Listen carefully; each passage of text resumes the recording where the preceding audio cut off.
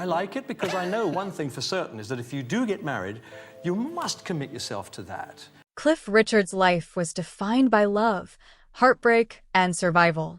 For 50 years, he loved one woman who ultimately married his best friend. But his personal pain became a secret buried deep beneath the public image of a pop icon. The tragedy hidden in British music history was that Cliff never married, never had children, and never shared his heartache with the world. In 2014, an unexpected police raid on his home changed everything. Cliff, once adored by millions, found himself at the mercy of false accusations and a media circus. What followed was a painful descent into fear, isolation, and public scrutiny, all stemming from one false claim.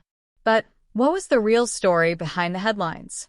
The man who had once filled Wembley Stadium, now terrified to leave his own house, needed to confront not only his personal demons, but the world that had turned on him.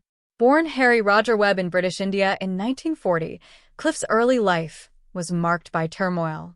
As World War II raged and India neared independence, Harry's family, like many others, fled to England aboard the SS Ranchi, leaving behind the only home they knew.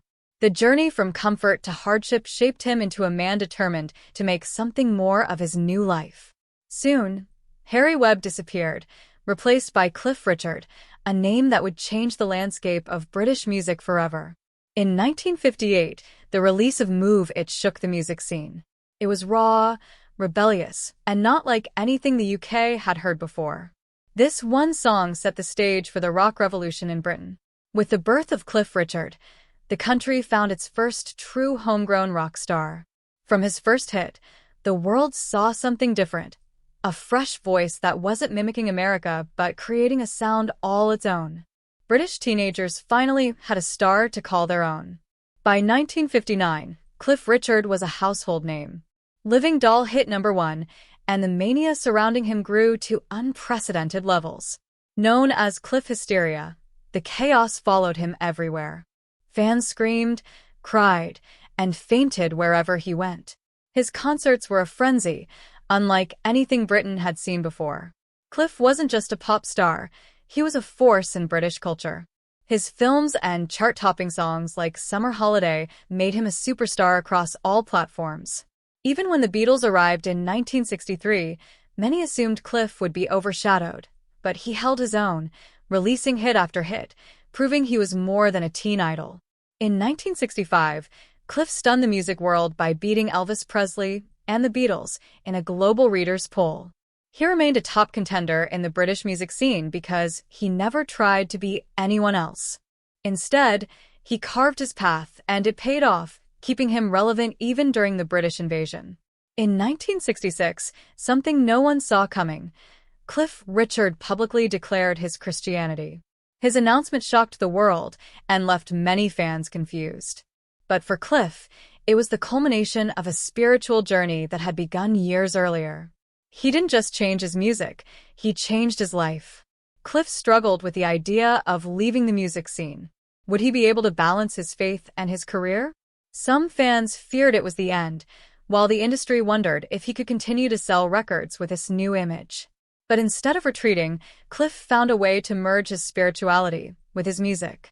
By doing so, he became the first major UK pop star to openly live his faith while maintaining his career.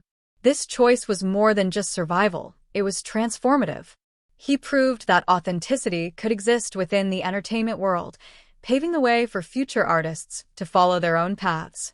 In 2014, Cliff Richard's world was turned upside down when South Yorkshire police raided his home. The raid was broadcast live, and the BBC eagerly showcased the footage. What followed was a painful public spectacle, as a false allegation from the past resurfaced and quickly spiraled out of control. The accusation claimed that Cliff had assaulted a man during a Billy Graham rally in 1985.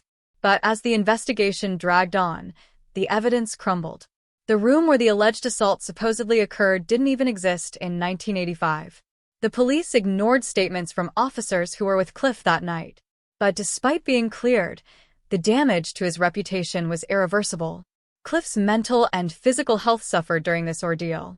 He experienced depression, sleepless nights, and even developed shingles. His once safe home became a place of dread. The media and public judgment had left him broken, and it took years to begin recovering from the invasion of his privacy. In 2018, Cliff Richard won his case against the BBC, but the toll was immense. The court ruled that the broadcaster had violated his privacy in a sensationalist manner. While it was a victory, it didn't undo the harm.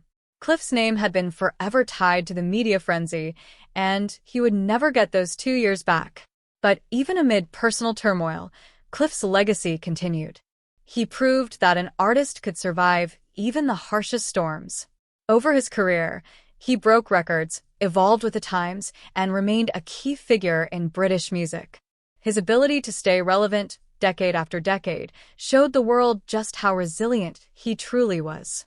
By 2024, Cliff Richard's influence in the industry was undeniable.